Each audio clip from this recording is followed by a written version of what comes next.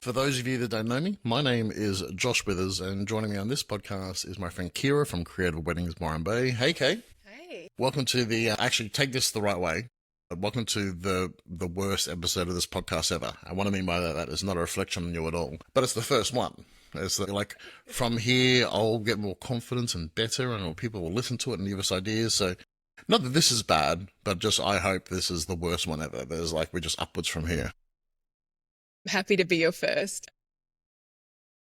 I'll be gentle. Yeah, second woman in the world to tell me that. Oh gosh, I thought it'd be worth for everyone listening, watching, to just kind of give a bit of a synopsis on what this podcast is, because I've been very deliberate in wanting to do it, and also very deliberate in not wanting to do it. It's been a bit of a thing for me to get over that. I'm like literally, I texted a friend who's like a well-known wedding photographer. He's like, just what the world needs, another two white blokes on a podcast talking. I actually do hear that. That's why I haven't done this in years. And like, I've tried a few podcasts and I just always have felt a bit discouraged. But I'm not doing it today to be another white guy on a podcast talking. And the reason this podcast exists is because I just want to have conversations around weddings that aren't necessarily controversial or about oh gosh, weddings, screw them, like they're horrible, they're the worst, but also because I feel that's a lot of the mainstream media conversation around weddings. Like I probably get a phone call once a month from Daily Mail or something like that, and they want to know about the crazy wedding story or the wedding disaster. I'm like, not every wedding is crazy or a disaster. So I wanted to try and bring just like a normalization to the fact that weddings are awesome. And I know a bunch of people that also believe weddings are awesome, that people getting married is good, and that a wedding can be and should be meaningful and honest and awesome and just true. It can also be something, I'm going to struggle with the right word here because I don't want to kind of shoehorn ourselves, but it can be, when I say awesome, not just awesome in vibe and feel, but it can be this awesome event, which is why I've always appreciated working with you at weddings, because the fact that you're gathering, say, 100 odd of your favorite humans can be kind of elegant and beautiful and cool and like fancy, but it can also, in that same realm, be honest and not playing dress up. You know what I mean? Some weddings are like playing dress up. Yeah, absolutely. It's kind of a bit showy for some people. Yeah.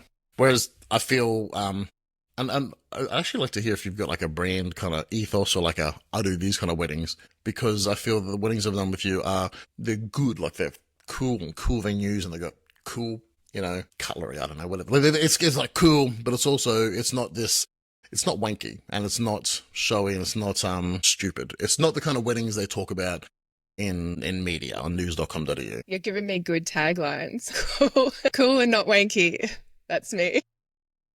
I'll jump onto your website and edit it while you're talking, okay? Yeah, I mean, I've always had the vision of my weddings being personal and not showy. That's the like word. they're beautiful and all the elements look lovely, but I pride myself on the whole experience. So you could have the best wedding day and the most awful experience. And every time you think of your wedding, you're going to be like, oh, the day was great, but the planning was stressful, yada, yada, all of that.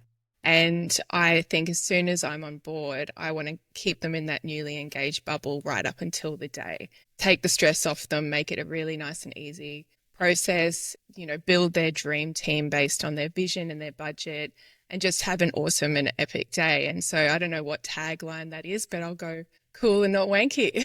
You could probably get the domain name if you want. Yeah, let's do it.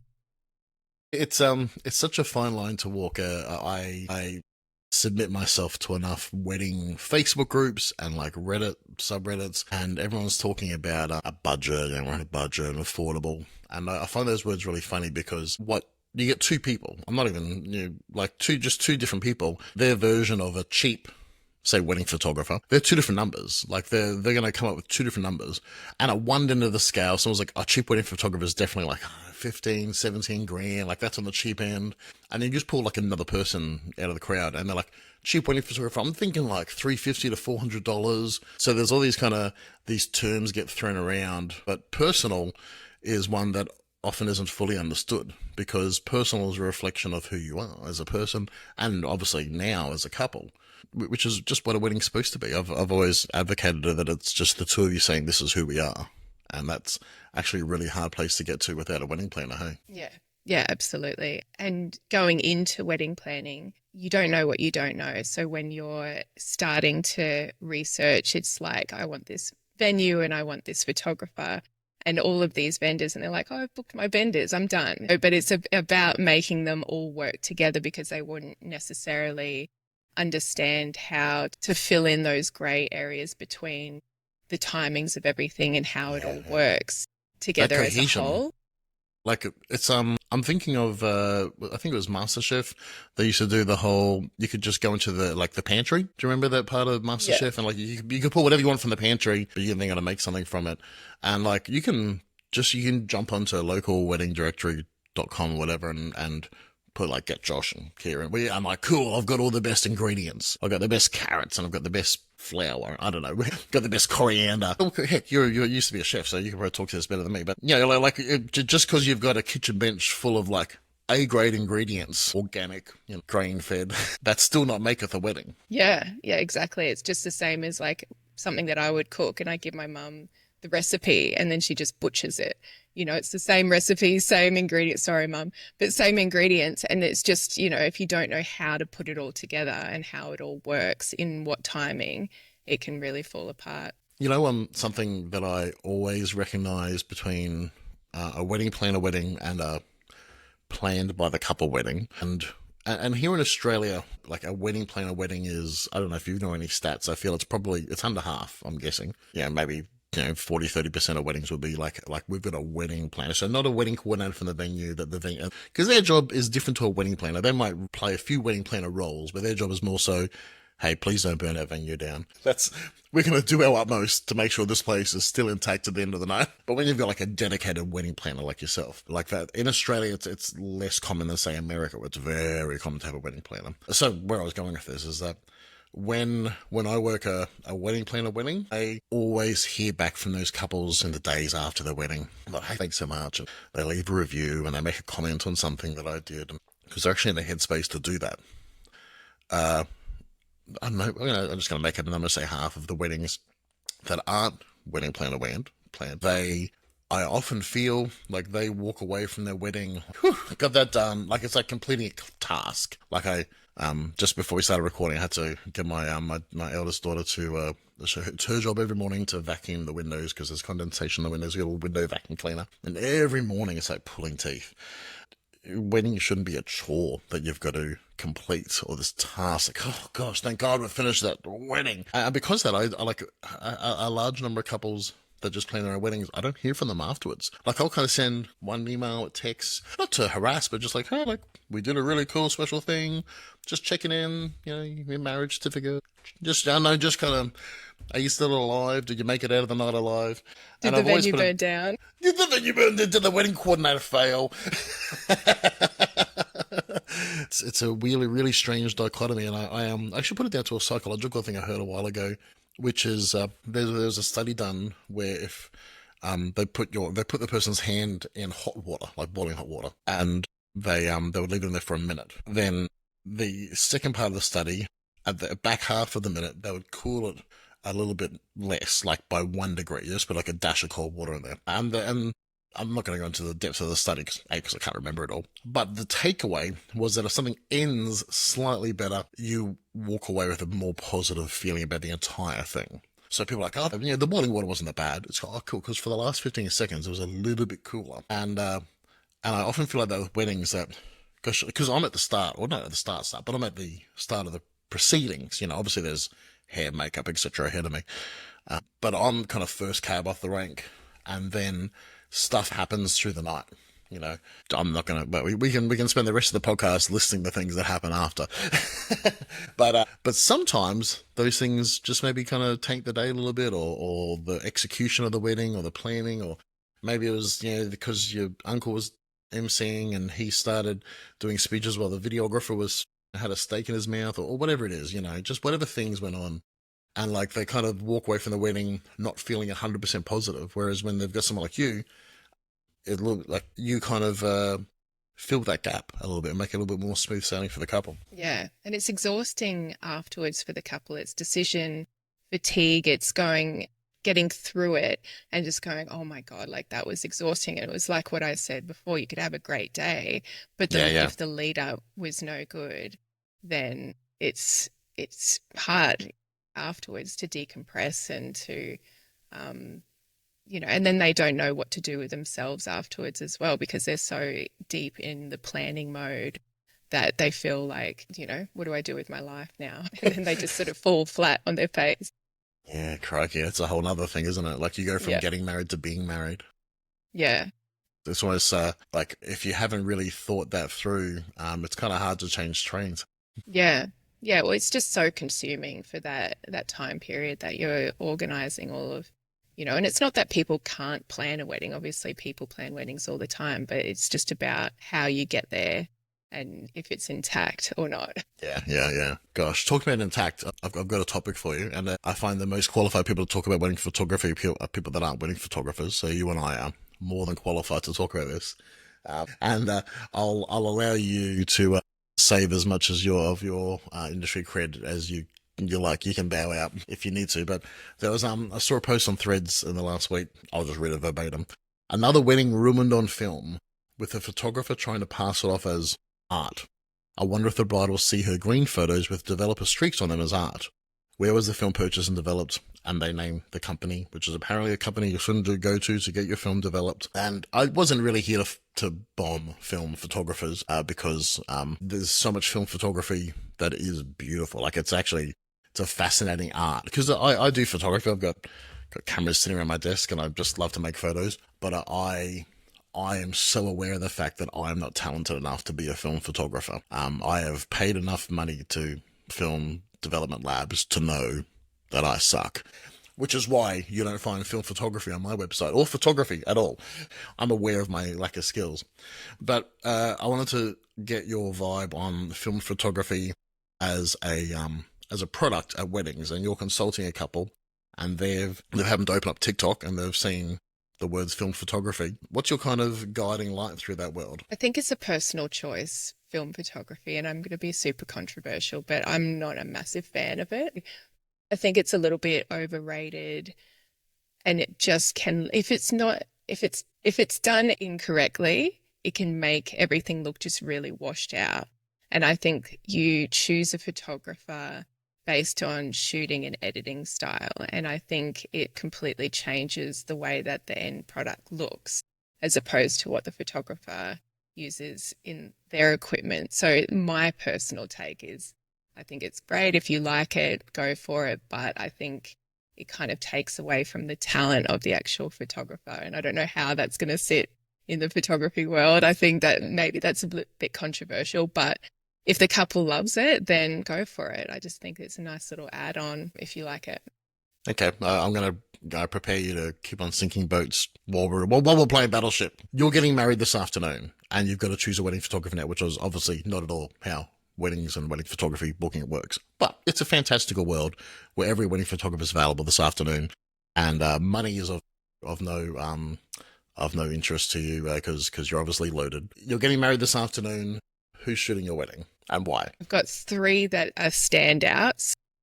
Okay, are you gonna be Brit? You're gonna have 3 photographers at the same time? We're going to have 3 photographers. I think I really love editorial style photography. I think it's really beautiful and clean. And I think when photographers over edit and make it super dark or super pastel, like I'm just not a fan of that. We're going Bieber style. I go Bailey Bettelago. Love her. Oh, Bailey's in. Bailey, Yeah. Bailey's been going as long as I have. I remember seeing Yes. her name when I was first, like she'd be going for at least 15 years now. Yeah. Yeah, exactly. Legend as well. Amazing. Cassandra LeDroux Yep. and Cassim. Megan Kelly. Gosh, you got the squad. Yeah. They're all Southeast Queensland, aren't they? Are they all South or Northern New South Wales? Sort of Brisbane, Yeah. Brisbane, Gold Coast, Byron sort of areas. You're showing your bias. Yeah. You're not going to reach out into not going to go across the Pacific? No, they're Love my it. favorites. Sorry, everybody else on my list, but while we're playing Battleship. Good choices. I would support those choices. Yeah. It's funny, Brit has changed her mind quite a few times. Like she'll often make a comment like, "Oh, if we were getting married today, you'd be my celebrant, you'd be my photographer." And because she has good taste in wedding stuff. It's funny. I obviously do have somewhat of a taste because I've seen a lot of wedding photos. But I probably am a lot more. When I say emotional, I don't mean like emotional, but like emotion driven in how I see photos and videos, like how I felt in that moment. Like I saw a wedding photo yesterday, and I, like, my first thought upon seeing it as it was delivered, I'm like, oh wow, that's a photo from the beginning of my third wedding ceremony at this villa in Umbria in Italy. And I'm like, how many people in the world have done the same wedding venue in Umbria and Tuscany? And this loser from Australia has done it 3 times. And like, I felt really emotional. And I was going to post it. I'm like, oh, that's a wanky post. I'm not going to post that. Flex, not many people from Australia can, have that as one of their top places they've done. Yeah, I mean, gosh. It's I cool. say do it. Yeah. I struggle with social media because everything I got to post, I feel like a wanker. Even, you know what, in regards to this podcast. You're like the world-renowned, celebrity. Celebrity, sure. Everyone's seen the Today Show, right? I'm always calling people back, like, guys, I'm going to the coffee shop if you want to send a pap. I'm wearing slippers, and it's going to be a fantastic Start photo. calling it in. Gosh. No, so the reason I hesitate on social is everyone takes it a different way. Like, so even for this podcast, I don't know if you saw my post. I did a Facebook and Threads post like, hey, who are some of the most interesting voices in the wedding industry at the moment? Because the question I'm asking is like, oh, I'd like to talk to interesting people. I know interesting people. Also, it'd be cool to open that net a little bit wider. And there's people just who maybe aren't on my direct radar. People I maybe already know, or people that are outside of my realm. Like, there's a lot of weddings happening. Like 120,000 people got married in Australia last year. I don't reckon I know all the people that created those weddings. Anyway, so I asked the question, and indirectly by a few people and directly from 2 people, they're like, the basic vibes, people read it as I was seeking praise and like hoping people would say me, and or someone also thought that I was kind of saying that there's no one interesting in the wedding industry. I'm like, oh no, it's in black and white words. I asked who was interesting. So I know, I just always feel social media has always been taken different ways. And I also wonder, like, how do couples, like, if you're not getting married in an Italian villa today, you don't care that I've done 3 weddings in the same Italian villa. Like, no one cares. So anyway, I care, Josh. Thank you. I love seeing it. If you see a social media post from me, know that I have spent the last 15 years thinking about that post. I will live vicariously through you and your travel. That's good. It's a blessing to do what I do. I feel really graceful. Really grateful is the word I was looking for, to do what I do. It's kind of cool. Going back to photography styles, I just want to share a funny anecdote from a couple recently, and I want to hear how often you hear the words candid. You hear the word candid a couple of times per wedding? Yeah. I did want to, I suppose, bring a bit of a not a photographer opinion to it, because I did a wedding recently, and they told the photographer they just went candid. And then, so my thing when I finish a ceremony is, because I've already been a voice in the ceremony, somewhat of like not an authority, but like I had the microphone, I'll help the photographer lead into the group photos or family photos, or whatever is going to happen. I'll help them lead into that. I won't suppose anything, but I'll chat to the photographer and say, hey, do you want to do a group photo? And honestly, for those of you listening that don't know or think this, I think a group photo is a good way to segue from the ceremony to family photos, because it just gets everyone together. It lets them know there's these family photos happening now. It's not like the group photo is for anything. If you want a group photo, get it. It's a fine, great photo. But some people are like, oh, we don't want a group photo. And I just think logistically, sometimes it's a nice flow. But anyway, I'm not here to force group photos. But yeah, so the photographer said, yeah, we'll do that. And I said to the couple, hey, do you want to do this? And they said, oh, no. We just want candids, just candids. I'm like, okay. So I just kind of communicated to the photographer. He's like, okay. And then over the next hour, they kept on wanting to have specific photos with different family members. I'm like, oh, that's what family photos are. Now it's going to take twice as long to help gather everyone. But yeah, I find the candids thing a kind of a funny conversation we're in at the moment in wedding world.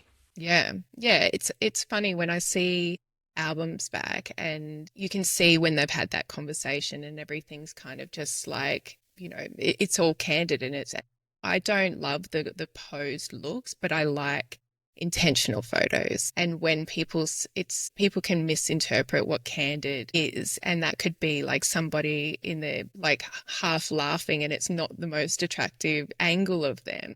But that's candid, as opposed to, having a giggle together, but they're positioned in a way that you would want to hang on your wall. Like, it's two different views of what Candid can be. And so I think that when you're booking a photographer, having those conversations about the end product as opposed to feeling comfortable on the day, because most couples hate, they say, I'm feeling really uncomfortable in front of the camera, we're awkward, we're this and that.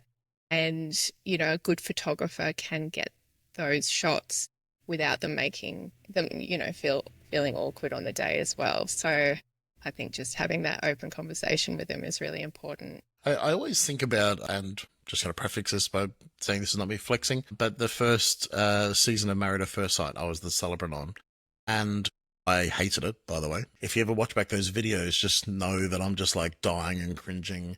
Not actually from the Married at First Sight thing, just from the being filmed thing. And because I walked into Married at First Sight thinking it was like a really awesome, nice, cool thing. It's gone in other directions in seasons that I haven't been involved in. But anyway, the director, God bless her, she was like the best person.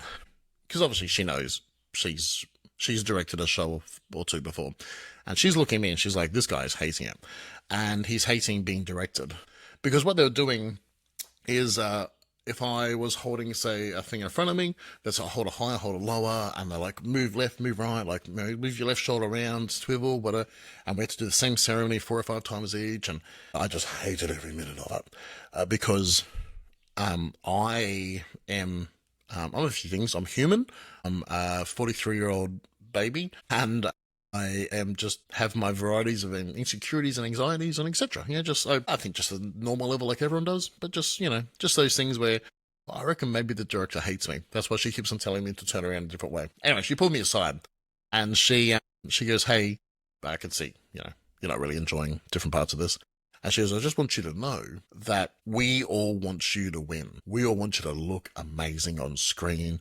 And we want the show to sound great and for the show to be great and for people to watch the show and to love the show and to love you. And that's why I'm directing you."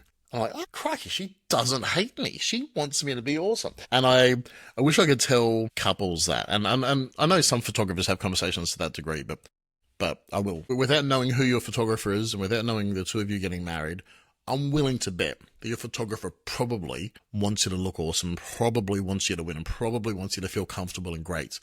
And so if they direct you in some way, it's in that spirit. Yeah? Yeah. And, you've booked the photographer based on what you've seen online as well. And that might not always be your direction. So when you're saying, I want Candid, but then you've booked them based on their own style, like you kind of have to put the trust in the vendors and to do what they do best as well. So it's sort of letting go of the reins a little bit and just, allowing them to do what they do. Yeah. I always feel so blessed. Like, it's funny, you list those names of the girls before and like, oh, there are some talented photographers out there. Like, there's some just people that I'm so glad to call friends. We're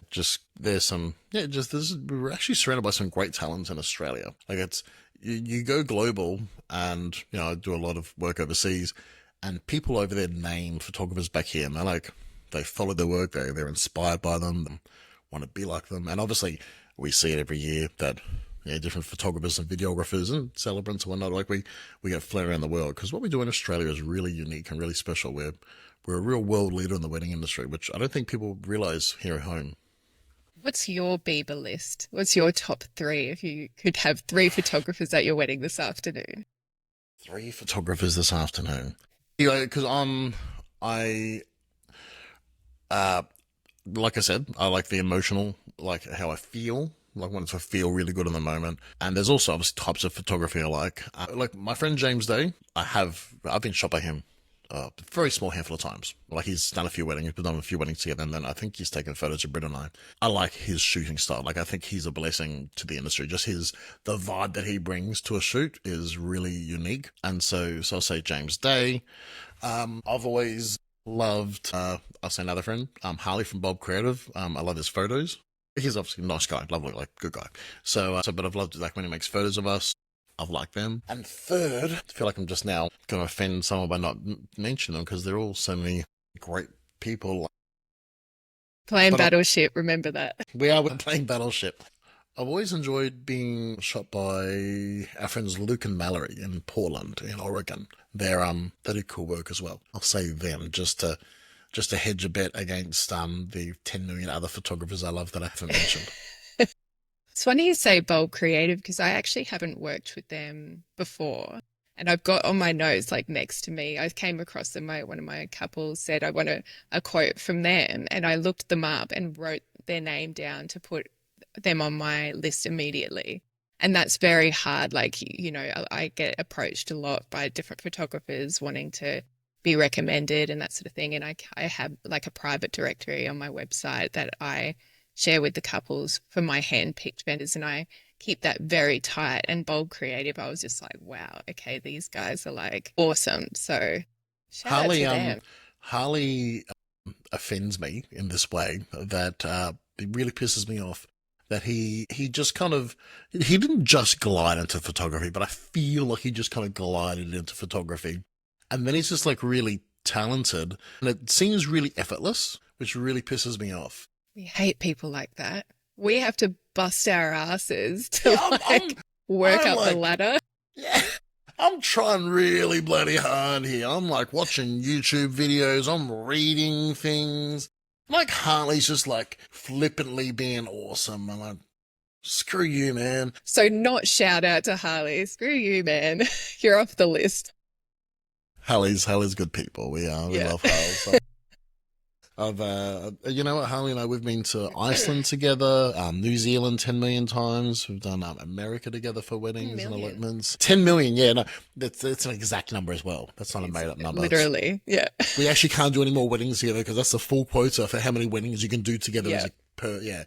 You can't do any You more. meet, you reach your quota. Crikey. I wanted to talk about planning, kind of really hone in on planning. I know you're talking about that there's a reality of what planning looks like for couples and how expectations come in, whether that's their own. I feel like a lot of people walk into weddings with these expectations of themselves and what their wedding would look like. Actually, side note, not to bomb entire gender, but I feel like men sometimes are the harder ones at wedding planning because they kind of have this expectation of like, oh, when I get married, it'll look like this. And like I'll have all my mates from work, they're all the mates from the footy club, and it'll be like 4,000 people, and they kind of and they aren't always fully equipped to talk about the reality of that. But yeah, so they bring these expectations, and whether it's Instagram, Chris, family, that kind of thing, and trying to navigate that and the feelings around that is not really talked about a whole lot. How do you kind of join that conversation and trying to help people not hate the process? Well, that's why I've started my own podcast about it, speaking with brides specifically, because generally the bride's kind of taking the lead with it. And I find that brides are usually big picture. So they focus on the aesthetics, the photography, hair and makeup, like how things look, and grooms tend to go guest entertainment, food, drink, and how much is this thing going to cost me? Yeah, and so Photography's how much? yeah, or flowers, like Oh, no one's flowers, spending, and they usually sort of argue around the styling because they're just like it's not necessary and whatever. Anyway, I'm generalizing, but I find that social media plays a huge role in the expectation versus reality. The industry is such a curated, beautiful looking industry from the outside. You see all these amazing photos and styles and everything online, and people go, I want my wedding to look like that. And they focus on that side of things. But when you get stuck into the planning side and you start having opinions coming at you, and like family dynamics that you have to work with, and the stress factors, and doing this full-time job on top of your full-time job, and managing two families and all of your normal life stuff, especially if you don't have the help, it's like you're thrown into this world of hardcore admin, all these questions coming at you, you're not sure how to navigate it all, and you can soon it can pop that engage bubble, and you can be like, this is fucked. Like I'm hating this process. And that's when people say, I just want it to be done. And then they don't know how to research properly on what things should be costing, what they can do without, how they can get their vision across without breaking the bank. Like I had a meeting with one of my brides the other day, and we're going through her styling, and I put together a styling brief initially. And she wanted to have a meeting about how she wanted to cut some costs. And so I went through with her and I just went, it's like line by line. And I said, this is going to make a huge impact if we change this, but this is what we can do to not change the vision. Like, for example, she was like, oh, should we use the included chairs for the ceremony? And I said, well, they're white and you've got these natural oak chairs. And so with your vision, that's going to look very different to the overall vision that you have originally. So what we can do is we can tweak these other areas that we can, and we brought down the budget for her without sort of changing the overall vision. And it's just about understanding how to do all of that. And, you can really just get caught up in the negative aspect through the planning. It can take that joy from it. So it's so important just to have the right team around you. Yeah. The joy of planning a wedding is that you're getting married. And when I say young, I don't mean necessarily age, but like young in relationship, like, because that's generally where a wedding happens. Like, there's this, you've decided to proceed to the next level, and so there's this joy in it. But what often comes with that youthfulness is that you're still young in maybe decisions around money or budgets or values. Even when I say value, I don't mean money value, but like, what do people like us value? Like, as a couple, like, what are our values? Like, is the color of the chair matching? Like, is it one of our values? Because it can be. It's a valid value, but isn't one of ours. And to know those things, it kind of requires the journey, to sit down to go through it. And I'm always glad that people might have a planner like yourself to kind of hold their hand through that, because it can be a bit of a rough ride, even just as a couple, just trying to figure out how do people like us do things like this. Because if you talk, like, some of my favorite clients are ones that are like second marriage and they're in their 50s and they're like, we know who we are. We have figured this shit out. Whereas obviously a younger couple, like, it's not an indictment on any of those people. It's just like, that's just where you are in life. You've never gotten 100 people in the same room together. It's a bit of a daunting task. Yeah. And understanding those values right at the beginning helps dictate that budget as well. So when we're sort of going through the planning side of things, I get the couple to write out what their non-negotiables are, what the most important elements are, the way that they want the wedding to feel. So if you want to walk in and have it feel like a family barbecue, but just fancy, what are the elements that we can incorporate to make it feel like that, whether that's music or some sort of guest entertainment or really cool cocktails or just that vibe and that energy. A lot of couples get just like, I just want the ceremony to be done. We're really nervous. We don't want to talk about our feelings. But then I explain, that's why you're there. That's what makes a wedding. That's like the whole point. Otherwise, it's just a fancy party. And my favorite part is matchmaking a celebrant with the couple. And that's why, when we have these discussions, I know immediately who I'd recommend for them based on their personalities, based on the style of ceremony. And what I love, and I'll just give you a little plug here, but what I love about your ceremonies is it's not, you're not reading from a script. And, it's so fine for certain celebrants to do that. 100%. But I find that it brings that feeling to the day, and you've got the gift of the gab. And that's why I love your ceremonies. And you'd be my top list. If it was getting married this afternoon, it'd be you, Bailey, Cassandra, Megan. The dream team. So that's a good segue into how I want to wrap up the podcast today, because we've talked about the well-rated, 3 and myself. Give us an underrated, just something. I'm not going to, it's an underrated something in the wedding industry. It can be a style, a trend, a vendor, a venue, a thing. What's your opinion, the most underrated thing in the wedding vibe today? What's underrated is the way that the staffing on the day doesn't get looked into when people are planning. So they've got all their vendors, but then they want a cheap catering company or something like that. But that's like that's the manpower on the day. That's how it's going to make it run really smoothly and on time. So like the staffing in the catering team is highly under when it comes to. It's really hard, yeah. Yeah, it's people just, it's not thought of, people just assume that it's all going to run, and you can have one coordinator that will run the whole day, and it's just like they need to work alongside the staffing. So I know that's such a boring answer, but no, it's real. It's real.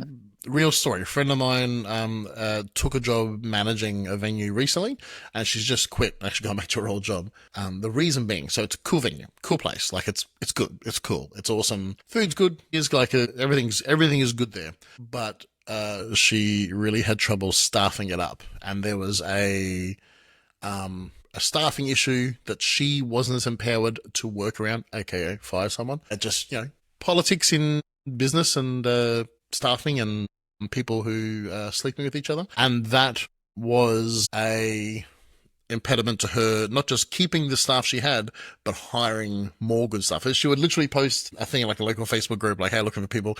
People would just like laugh, react to it. They didn't go to the Coldplay concert, did they? No, it wasn't that one. And so she just couldn't get staff. And so she didn't believe she could do what her job was to run that venue really well and to bring it up. And so she quit because she's like, I can't do this. Because it's all well and good to have 4 walls and a roof and it's painted nicely. It's well styled. It's got a cool website, cool social, all the things, But she just couldn't get great staff to run the place, to work. And it was an impediment, like, because when she was looking at taking the job, I said, oh yeah, you'll kill it there, because I took the girls there for lunch one day, and the staffing really impeded the lunch experience. Like, lunch was great, so there was a cool venue, but for example, it was empty. I walked in, like, we got a 6-year-old and a 4-year-old, so we don't have lunch at midday. We kind of sometimes have lunch a little bit before midday, and so we walked in, like, I think they opened 11. We walked in at 11:15. Place is empty. There's not a single person there. The lunch crowd's about to pour in, and they're like, have you got a reservation? Like, no. I said, have you got a table free? Jokingly, because like every table's free. They're like, oh, I don't know. I think it looks like you got tables free. I understand there's reservations. We're not. We've got 2 kids. We'll be out of here in 3 minutes, But yeah, it was just like the entire flow of staff was just not great. And it really impeded my view of the venue until she started managing it. And then she's obviously left because she can't get good staff. So staffing, the human resources, even at a wedding, are valuable and important. If it doesn't matter if it's the best caterer in town, if the chef's an arsehole. Yeah. And you're only as good as the team around you as well. You could do an amazing job. So for like your job, you've got all the equipment, you're there, you're doing your thing. If, the transport company is running late, the bride doesn't arrive. If something else doesn't happen, then it impacts on your job. And so you've really got to put that trust in the team around you as well. And just, yeah, I think just the staffing on the day, but also like the setup, pack down, like all of that. It's the manpower that is not looked at initially. So get good staff. Yeah, so it's not just quality of like as in friendliness or kind of humanity, but also can they be set up before the guests arrive? Like I've seen more and more florists recently still setting up as like guests are sitting down. Like, no, mate, that needs to have happened like an hour ago. Like I was hearing it, like my PA system was set up before anyone was here. Like I don't want to be setting up my PA system in front of people. Like that's... Yeah. And even the movement while guests are there. Like I was dealing with a photo booth company, and I said you have to pay the extra, what's called an idle time, that they come in earlier, set up their gear, and then leave and come back when it's about to go live. And so you don't want to be pulling photo booths in while the guests are having their cocktails. There's all these moving parts that you don't, it impacts the whole experience, and you can do it. Guests are going to be like, well, was that forgotten? Or that kind of just takes away from the flow of how the day feels as well. Yep. No, I've seen a photo booth company setting up during the ceremony, and I'm like, mate, just read the room. The truck's backing in with the beeping noise. Gosh. Okay, it's always a pleasure to see you and to talk to you. Let's give you some plugs. Tell everyone about your podcast and how they can find it, and also your socials and website, so that people, if they want to get married in Byron Bay and get the best planner in town, they can get you. Well, I'm sure we can pop it all in the show notes, but my podcast is Dear Future Bride and Creative Weddings Byron Bay.